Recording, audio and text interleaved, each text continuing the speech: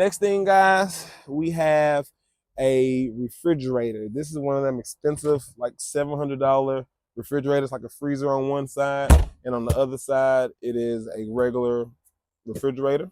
Down below, we're going to go to where all the electronics and things are that power the actual tiny home in the back. So if you guys look down below, you guys will see that there's an inverter. There's two batteries to store the power. As I mentioned, there's a gauge to tell you the levels of everything. And as mentioned, there is a solar panel on the roof of the actual Sprinter.